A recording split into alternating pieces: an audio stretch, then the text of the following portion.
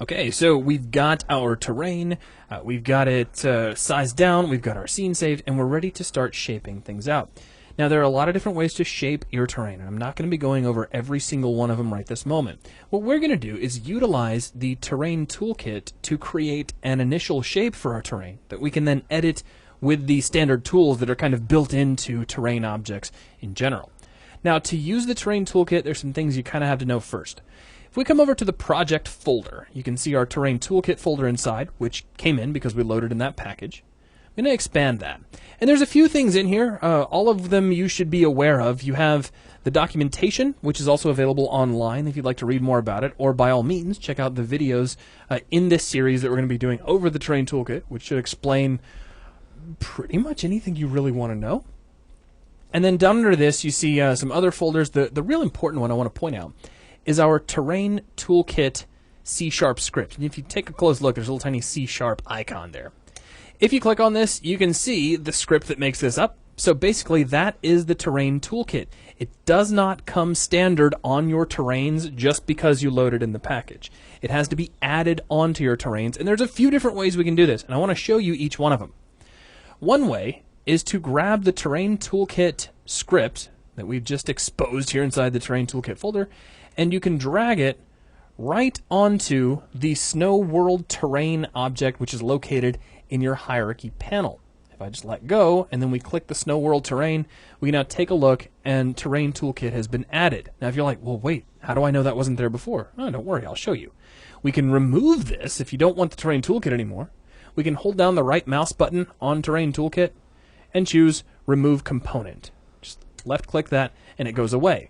So you can see the Terrain Toolkit is kind of like a bolt-on addition that you can just add to your terrain. So I'll drag it on one more time so you can see what happens. If we drag it, bink, it appears, and there's all those additional tools.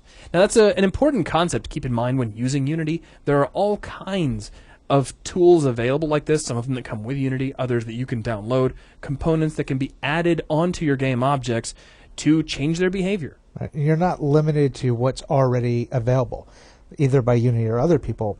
Once you start getting familiar with Unity, you get into scripting, you can actually create these yourself. That's right. And we have series that will be made available soon, or depending on when you're watching this, they may already be out there, that will show you how to create your own add-ons to the Unity editor. Oh yeah, all kinds of great stuff. Now, I'm going to go ahead and remove this one more time because I want to show you a few other ways that this could be added. You're not limited to just dragging it over here to the hierarchy panel. Another way we could do it is to select our terrain here in the inspector, and we can just grab the Terrain Toolkit script and drag it over into the inspector. Now, I haven't even really mentioned the inspector yet, but it is this great big panel that pretty much dominates the right-hand side of your screen. Now, we'll talk more about the specific nature of the inspector in another video. Right now, all I want you to know about it is that all of the properties for an object that you ever need to edit are going to be found here inside the inspector, along with settings for all of the components that are attached to that object. Now, when I say that, if you're like, well, what do you mean components that are attached? Well, first off, I mean things just like the Terrain Toolkit, which we just added onto our terrain. But aside from that, we'll be talking more about components, game objects, and all that sort of thing in some terminology videos that are coming up. So there's another way to add our Terrain Toolkit. Lee, can you think of any other way to add this in? I'll go ahead and remove it one more time. I can think of a couple, actually. Okay, what you got? You could also take your Terrain Toolkit and drag it directly onto its object. Ooh, like you mean here in the viewport? Mm-hmm. All right, well, let's try it. Let's go ahead and grab the Terrain Toolkit, and we'll drag it. And notice we get the little circle slash that says, no, you can't do this, kind of like the Ghostbusters logo. And then if we put that right here on the terrain, we get our little plus icon, and boom. So now if I select my terrain, the Terrain Toolkit is back. So you can add it by dragging it right into the viewport. That's awesome. What's another way? Well, that's if we remove it again. Remove, sir. We can go up to our component drop-down menu. Uh-huh. And go down to terrain. Okay. And we can select it there. Terrain Toolkit. And that will add it as well. Now to do that, we have to have the object already selected either here in the viewport or by clicking on it, of course, or you can select it here inside the hierarchy panel. Either way, as long as it's selected, you can then use the component menu to add in your component. And there's all kinds of components that you could potentially add on, and we'll talk more about a lot of these as we progress through this series. Okay, so we have our terrain toolkit added. I'll go ahead and just close up this folder because we don't particularly need it anymore. And let's take just a really quick overview of the terrain toolkit. I'm not going to get too terribly involved in it. There are videos that are dedicated specifically to this tool and how it works and what all the knobs and switches do. But generally, the idea of the terrain toolkit is to simplify the terrain creation process by giving you a basis to start from. Just so that you don't have to think, oh, I must go in and sculpt all of my terrain by hand, which on a large area could be quite tedious. Especially if you start off with that 4 square kilometer map. That'd take a while. Who wants to really, well, I mean, some people might really want to sit there and design 4 square kilometers of terrain, but sometimes it's nice to have something already there that you can build from. Like a kind of a general terrain that you can say, ooh, okay, I've got some nice hills now. Let's push this hill down. Let's pull this area up. Let's make a valley here. And kind of start from something other than a perfectly flat plane. That is what the terrain toolkit is all about. It allows you to create a basic shape, to erode that shape to add a little bit more of a natural feel to it. Now, I'll throw this out there real quick. You saw early on when we set up the terrain resolution for our terrain, we set everything very low. That means getting super realistic, crisp results from things like erosion isn't really going to happen. Our terrain settings are way too low to really take full advantage of the way erosion looks, but we can still get, kind of like cracks and crevices and separations at elevations that do look fairly interesting. I just wanted to mention that. And then finally, we have the texture area, and what this does is this procedurally drops textures onto your terrain so that the low altitudes can have, for example, you could have all the low altitudes in your terrain have grass, or maybe even sand if you want to do like water, like for beaches and whatnot. And then the next altitude up could be grass. The next altitude up from there could be, I don't know, maybe like forest lands. And then up above that could be snow. You can have up to 5 of these elevation textures that get applied automatically based on how high things are up. But it's not just elevation. It'll also drop on a texture for cliff faces. So if you have a piece of your terrain that is, vertical or nearly vertical, you can have a cliff texture automatically get applied so that you don't have to go paint that stuff on by hand.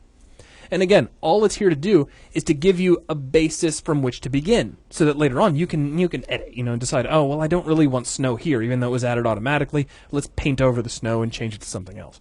And we'll talk more about that. For now, let's create our initial shape. Now, we'll start over here inside the Create tab. So take a look at your Terrain Toolkit. Make sure you clicked on Create. And there's a lot of different creation methods, and all these are different ways that you can calculate a new shape for the terrain. I'm going to switch this right over to Perlin Noise. And there's a lot of presets we have here, so I'm just going to come down under the presets, and Rolling Hills is probably going to be about my best bet. And let's just click Generate Perlin Terrain. Ooh, and if we take a look, now again, I'm going to hold down Alt and drag with the left mouse button. We can see what this has done. So if I can middle mouse drag to kind of frame up. Now I am really far away, and it'd be nice if we could get a little closer. So what I'm going to do is press the F key. F as in Foxtrot, and that will zoom us in. And you can see that this is some pretty severe terrain. You wouldn't really want to try to walk around on this. I wouldn't exactly call it rolling hills. I wouldn't either, even though the preset was indeed set to rolling hills. The reason it's so high, I can actually tell you. If we come back under the terrain menu, and we go back down to set resolution, because our terrain height is at 200, we're going to get some much higher hills out of this noise. But that's okay. I wouldn't even worry about changing your resolution. Let's just work with what we got. There's a couple of different ways we could do this. One way is to grab our... Actually, here, let me show you a couple of different things. I don't want to, say one thing and then do another, but I'm so excited there's so many different ways to approach this that my brain kind of wants to tell you all of them at once, so we get into this really kind of bottleneck traffic jam when we get to my mouth. Oh, and you can have so much fun with just playing with settings. You could just tweak on building a terrain all day. Absolutely. And if you want to just sit here and pause the video and play with the settings for a while, I encourage that. But what I'm going to do is hit undo. So Control Z. Hold down the Control key and hit Z. Now, if you are on a Macintosh, that's Command Z, but you probably already know that. If you're on a Mac or a PC, you already know what your standard undo key is going to be, and it's the same in Unity. What we can do is take our Perlin Noise, and our last little property here on our sliders is the blend property. Now I'm going to talk about all these sliders do in a future video specifically over the Terrain Toolkit, but I will kind of give you the heads up on this one. What this does is this controls how much of the shape that we're creating is actually going to be applied to our current terrain. So right now with a setting of 1, that means 100% of this Perlin noise calculation is going to be dropped on, which is why we get the gigantic hills. We can take that blend and pull it way down while our terrain is still flat. So here, we'd be only using almost 20%. As a matter of fact, if I set this to 0.2, we'd be using exactly 20% of the overall calculation, and only that will get applied. So now if I click Generate Perlin Noise, we get much lower hills, which may be a better place for us to start, but I thought I'd throw that out there. Another way to do it, if we leave the blend all the way up and just generate one more time, so now we have really tall, impossible to maneuver through hills, at least without, ice picks and things like that. We can come over here to Smooth and just kind of start smoothing the terrain. And that's not really going to have as much of an effect as I would like, obviously. So what I'm going to do is just undo back to here where we just had just the low terrains. And if you want to see that one more time, I'll undo all the way back until it's flat, because those multiple undos do rock. We'll come over to Perlin Noise once again, and I'm going to pull down the frequency, and I'm actually going to pull down the amplitude a little bit. Now, frequency is just going to be, how much jaggediness, that's my word, how much jaggediness is added, and amplitude is how high the waves are going to end up going. So if we, now currently my blend is at 1, so we hit that, and it's nowhere near as severe as it was that first time, but I'm going to undo that, pull my blend down to about halfway, and just click there. And I think this is probably a really nice place for us to start. Now, by all means, if you'd like to take a little bit of time and add other things like Voronoi, which is going to add kind of separated features, things like separated mountains that are kind of by themselves. You could do Fractal, which is really just another calculation for noise. There's Fractal noise and Perlin noise. By all means, play with these and see if you get something that you like better. There's really no right or wrong way to build the level that I'm going to be building throughout these videos. So by all means, have all kinds of fun with it. We could, for instance, take like, we could come over here to Voronoi and then set the feature type to the rolling style hills instead of the pointed style hills. Though these will probably still be a little bit pointy because it's kind of how it works. Pull the blend way down, and as you recall, what I said about blend is that's how much of this calculation will be added to the terrain we currently have. So now if we click, we just added a few little features. Whoops, I hit the space bar instead of Alt by accident, excuse me. So it's how many of these features get added. So we just added a few more bumps. If I hit Control Z, you'll see them kind of go away. So we can increase the blend a little more. And you see a little spiky thingies kind of pop up there. So again, have some fun with these, play with them, come up with something that you like.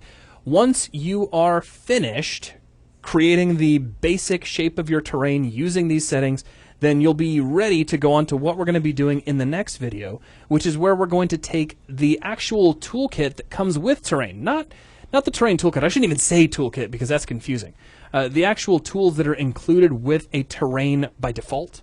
And we'll use these to custom change the shape. We'll actually do some sculpting on the terrain. We'll be handling that in the next video. Lee, is there anything else we want to throw out there? No, that's it. All right, cool. Then let's go ahead and end the video here. And when we come back, we'll add some of our own features by painting them right onto the terrain surface.